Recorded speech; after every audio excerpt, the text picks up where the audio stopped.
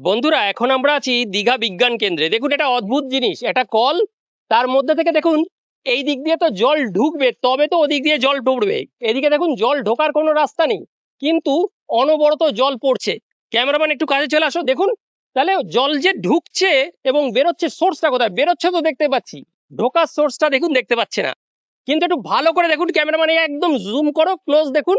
কিছু বুঝতে পারলেন? ভালো করে দেখুন, কিছু বুঝতে পারলেন?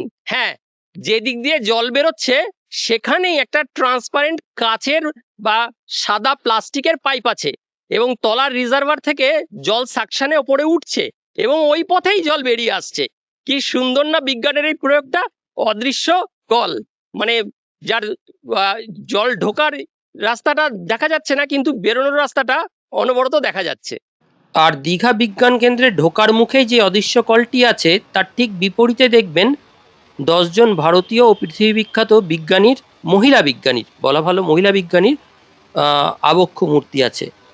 উল্লেখযোগ্য আবক্ষ মূর্তিগুলোর মধ্যে আছে ডক্টর অসীমা চট্টোপাধ্যায়, ভারতীয় জৈব রসায়নবিদ; বিভা চৌধুরী, কসমিক রে ও পার্টিকেল ফিজিসিস্ট; কে জানকী আম্মাল, উদ্ভিদ বিজ্ঞানী; আন্না মণি, আবহাওয়া বিজ্ঞানী ও পদার্থবিদ; কামাল রানাডিভে, ক্যান্সার গবেষক; রাজেশ্বরী চ্যাটার্জি, ইঞ্জিনিয়ার ও বিজ্ঞানী; কাদম্বিনী গাঙ্গুলি, ভারতীয় প্রথম মহিলা চিকিৎসক; অর্চনা শর্মা, জেনেটিসিস্ট ও উদ্ভিদ বিজ্ঞানী; দর্শন রঙ্গনাথন, জৈব রসায়নবিদ; ও ইরাবতী কারভের, নৃতত্ত্ববিদ ও সমাজবিজ্ঞানী এনাদের আবক্ষ মূর্তি।